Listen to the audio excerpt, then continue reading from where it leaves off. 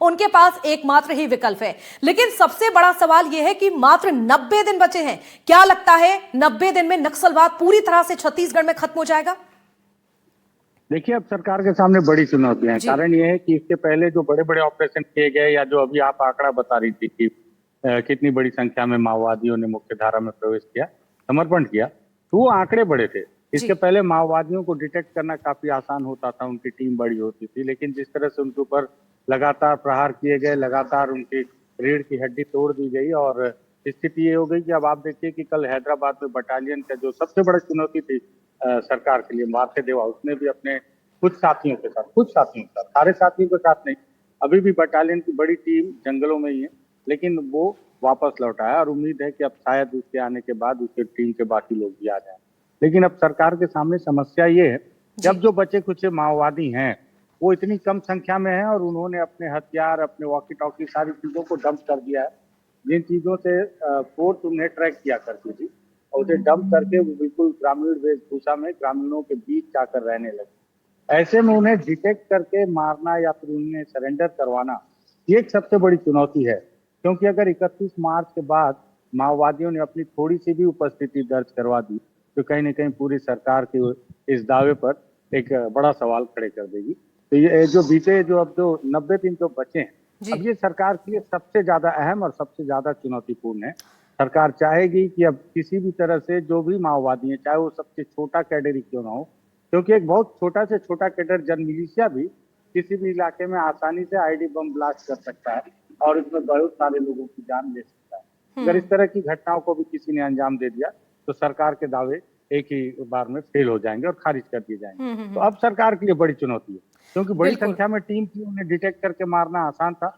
हालांकि जवानों को तब भी बहुत ज्यादा चुनौती थी, उन्हें कई मीलों पैदल चलना पड़ता था बारिश में और पहाड़ों में, उस मुश्किल भरे टेरेन में। लेकिन अब ज्यादा चैलेंज है, क्योंकि अब माओवादी अपने आप को गांव वालों के बीच में छुपा कर रखे हैं, और सिविल में है, बिना हथियारों के।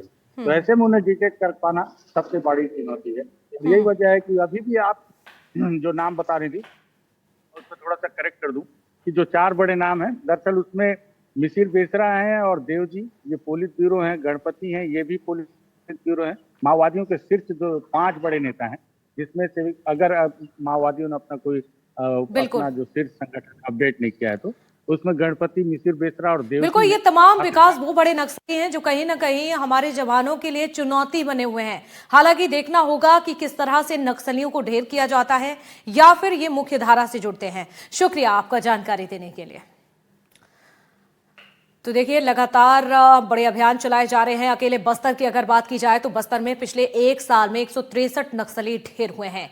छत्तीसगढ़ के आंकड़ों की बात की जाए तो साल 2025 में, अगर साल 2025 की बात की जाए तो देखिए, पुलिस और नक्सलियों के बीच में जो मुठभेड़ हुई है वो आंकड़ा रहा 99, यानी कि इस दौरान 99 मुठभेड़ हुई। एनकाउंटर में 256 नक्सलियों को ढेर कर दिया गया। इसके साथ ही आप देखिए 884 नक्सलियों को गिरफ्तार भी कर लिया गया है। इसके साथ ही आप देखिए 1562 का यह आंकड़ा है जो नक्सली सरेंडर कर चुके हैं, यानी कि 2025 में इन तमाम नक्सलियों ने सरेंडर किया। नक्सलियों से 645 हथियार भी इस दौरान जवानों ने बरामद किए। इसके ठीक बाद आप देखिए कुल 875 आईडी बरामद भी किए गए हैं। तो ये तमाम आंकड़ा आपको दिखा रहे हैं, ये वो आंकड़ा है हमारी सफलता का, हमारे जवानों की सफलता का। चलिए, हमारे साथ दंतेवाड़ा से पंकज हमारे सहयोगी जुड़ चुके हैं। पंकज का सीधे रुख करेंगे। पंकज, जिस तरह से देखिए 2025 में केवल ये आंकड़े नहीं हैं, ये कहीं ना कहीं हमारे जवानों की, सरकार की सफलताएं भी हैं जो हम देख पा रहे हैं।